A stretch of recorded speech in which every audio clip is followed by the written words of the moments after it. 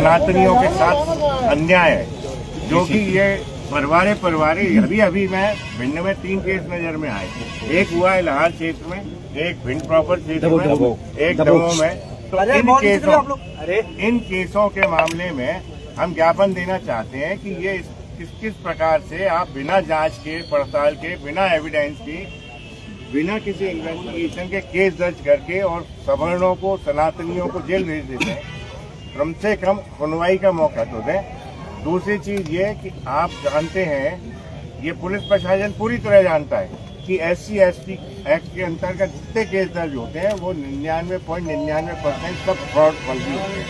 कोई भी व्यक्ति ऐसा नहीं है सवर्णों और सनातनियों में जो जानबूझ के जात बिरादरी के आधार पर किसी को गाली गलौज करे या मारपीट करे। ये उनके पर्सनल रेवेंज का मुद्दा है। जो वर्तमान मामला है जिसमें हम लोग यहाँ पे इकट्ठे हुए हैं, सभी सामूहिक रूप से प्रयासरत हैं कि उस मामले को पुलिस रद्द करे। उसमें देखिए आप, सबसे बड़ी बात यह है कि एक OBC का बच्चा शामिल है, 2 ब्राह्मणों के बच्चे शामिल हैं। उन बच्चों का दीनदयाल नगर से विवाद शुरू होता है। विवाद क्या, दोस्ती थी आपस में, लेन देन के ऊपर इनका विवाद हुआ। उसमें से धाराएं क्या लगाई गई, किडनैपिंग। ना तो कोई ने CCTV फुटेज देखने की कोशिश की। जब वो उनके साथ ग्वालियर से भिंड आ गया, भिंड में वो जब 8 घंटे बाद जाके एक एलिगेशन लगाता है, पुलिस थाने का घेराव करते हैं ये लोग आके, भीमसेना और जो इनके सदस्य हैं, और आक्रामक रूप से पुलिस प्रशासन को दबाव में लेकर ये कहते हैं कि केस दर्ज किया जाए, अन्यथा ये घेराव करेंगे, आंदोलन करेंगे। पुलिस प्रशासन केस दर्ज कर देता है, जबकि होना ये चाहिए था कि पहले जांच तो करते, आप आवेदन ले लेते, शिकायत ले लेते। कोई जांच नहीं की कि उसके साथ इस तरह की घटना हुई। उसकी बॉडी पे जो मारपीट बताई गई है, उसके बॉडी पे कितनी इंजरीज है? कोई इंजरी नहीं है, कोई चोट का निशान नहीं है। ये सब फर्जी रूप से, और बच्चे बेचारे जेल में। पुलिस प्रशासन क्या देख रहा है? एक दमोह के पास घटना हुई, उसमें कौरव वर्सेस जाटवों का विवाद है। गांव खाली हो गया, गाड़ी जला दी गई, घर जला दिए गए। पुलिस प्रशासन तो भी रिपोर्ट नहीं कर रहा है, ना कोई सुरक्षा प्रदान कर रहा है। और SP साहब का जो एटीट्यूड है वो ये दिखाई देता है कि वो केवल और केवल भीम आर्मी का साथ दे रहे हैं, सवर्णों का और सनातनियों का कोई साथ नहीं दे रहे। और पूरा पुलिस प्रशासन मौन बैठा हुआ है। नियम ये था कि SP साहब को जब पूर्व से ज्ञान में था, मेरे पास भी काफी सूचनाएं थी, उसके बावजूद SP साहब जानबूझ के अपना हेडक्वार्टर छोड़ के चले गए। मैं इसकी शिकायत ऊपर भी करूंगा कि SP साहब का ये एटीट्यूड जो है, व्यवहार जो है, आपको क्या लगता है, क्या कारण रहा, किस कारण से SP साहब जिला छोड़ गए? आपको क्या लगता है, क्या कारण रहा, किस कारण से SP साहब? SP साहब सवर्णों और सनातनियों का निदान नहीं चाहते, न वो उनकी सुनवाई करना चाहते, इसलिए वो अवॉइड कर रहे हैं। हम लोगों से एक दूरी बना रहे हैं। इस दूरी बना के और वो यहाँ से इंटेंशनली चले गए। इसलिए SP साहब सवर्णों और सनातनियों को कोई साथ नहीं देना चाहते, न OBCओं का साथ देना चाहते। सिर्फ और सिर्फ वो एक भीमसेना के साथ खड़े हुए हैं। पूरा पुलिस प्रशासन उनके साथ खड़ा है। अन्यथा इतनी एक साथ कुछ ही दिनों में 3-4 केस नहीं होते, ना कोई जांच है, ना पड़ताल है, डायरेक्ट केस रजिस्टर्ड हो जाता है। माइनर इंजरीज के बाद भी उस ज्ञान सिंह जाटव को लगातार 6 दिन जिला चिकित्सालय में भर्ती किया गया, और वहीं भीम आर्मी ने राजनीति का पूरा अड्डा बनाकर बखेड़ा खड़ा किया। क्या कहना चाहेंगे आप? भीम आर्मी का यही एटीट्यूड है कि वो एक दिखावा करते हैं, मनमानापूर्ण रवैया अपनाते हैं। वर्चुअली वो तो जो आतंकवादी है ना, उस रूप में पेश करते हैं अपने को। तो पुलिस प्रशासन उनसे घबराता है, उनको टच भी नहीं करता, उनके खिलाफ कोई कार्रवाई नहीं करता। तो हॉस्पिटल में भर्ती होने का अगर वो इंजरी डॉक्टर से या मेडिकल बोर्ड से एग्जामिन कराई जाए, उसके एक इंजरी है तो उस इंजरी को एग्जामिन कराया जाए, तो ये साबित होता है कि उस इंजरी के कारण कोई भी व्यक्ति कभी भर्ती नहीं हो सकता, न एडमिट हो सकता।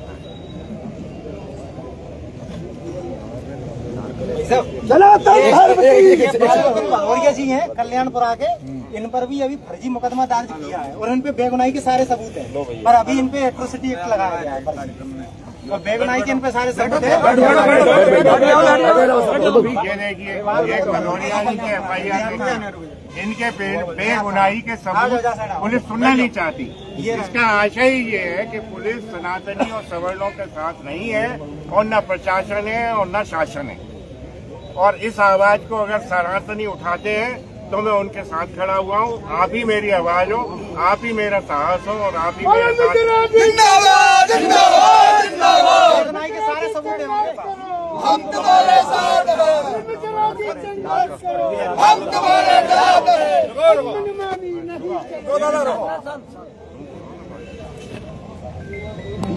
यहाँ कोई रिस्पॉन्सिबल अधिकारी भी नहीं दिखाई दे रहा। कोई नहीं है यहाँ पे।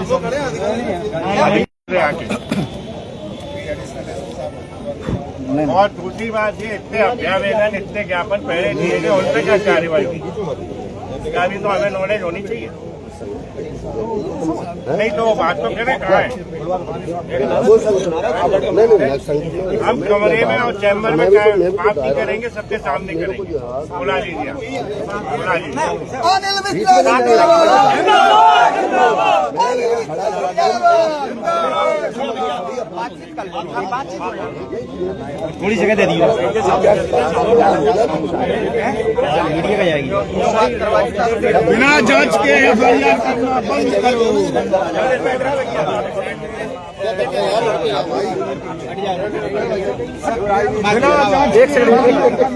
सनातन धर्म की, सनातन धर्म की जय श्री राम, जय श्री राम। बिना जांच के एफआईआर, जय श्री राम, जय श्री राम।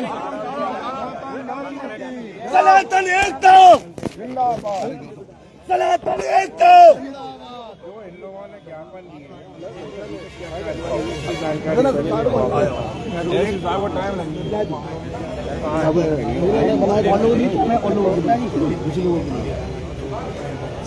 सामान वर्ग के लिए ऐसे अब यही करते हैं। आप इसमें जांच करा रहे हैं, अभी जो पेशाब कांड में आपने एफआईआर दर्ज की, उसमें क्या जांच, डायरेक्ट एफआईआर हो।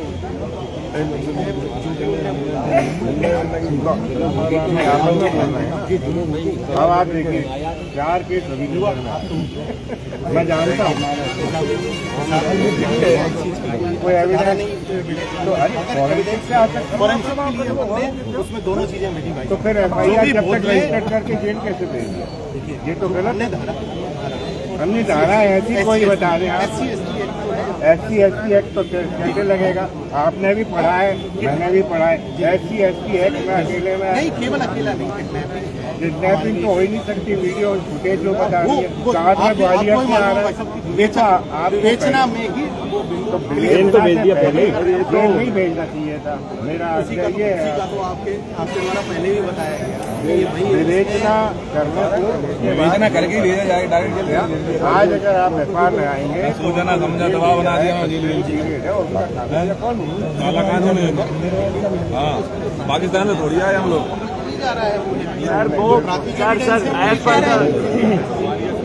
दूसरा चीज अभी है कि जम्मू के पास जी उसमें गाड़ी भी लगी है आपके पास, उसमें मकान में भी आग लगाई, घर में घुसके मारपीट की, आधा गाँव पर उसमें कौन सी एफआईआर? हमारे पास आजकल सबको की व्यक्ति मैं आवेदन दे दिए वहाँ पे, लेकिन 100% आपके सामने 1 घंटे के अंदर, जैसे ही हमारे आवेदन हम क्लियर कर लेते हैं, 1 घंटे के अंदर ये हमारे वो पेंडिंग है। 1 घंटे का टाइम मांग रहे हैं।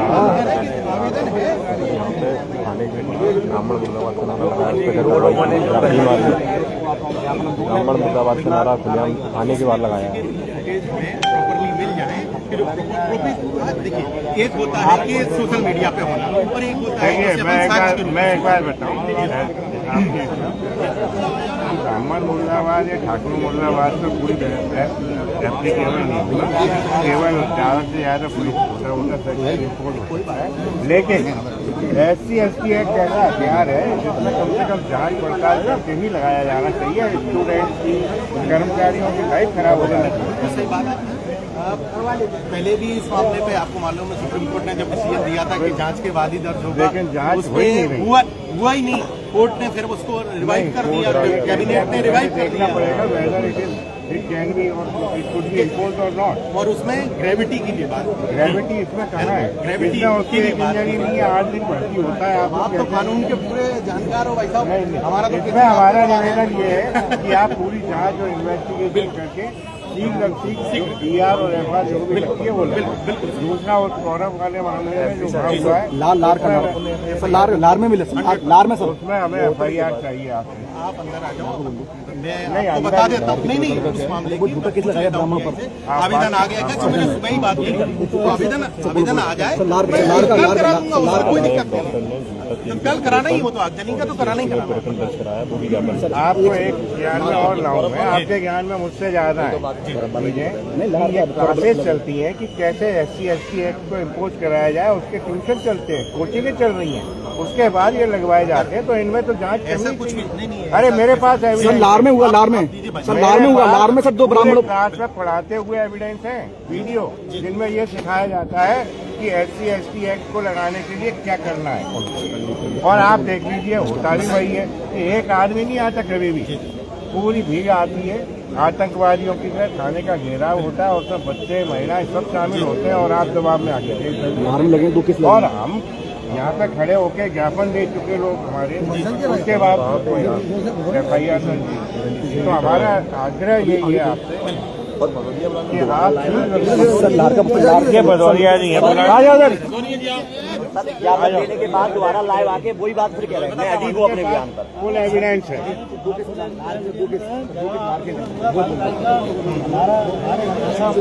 कहाँ में?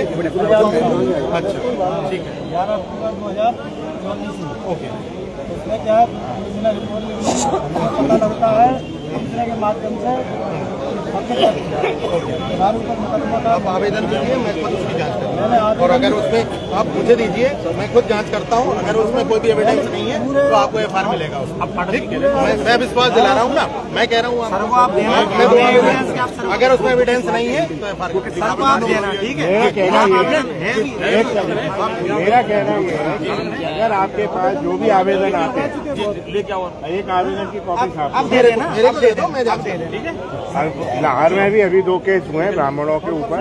मेरा आग्रह सिर्फ ये है कि आप उनमें प्रॉपर जांच करें और इंक्वायरी में, इन्वेस्टिगेशन में अगर आप ये पाते हैं कि दिनेश सिंह वाला मामला होगा, दिनेश सिंह वाला मामला, लेकिन अगर नहीं हुआ तो आप बिल्कुल FIR और ERC करें।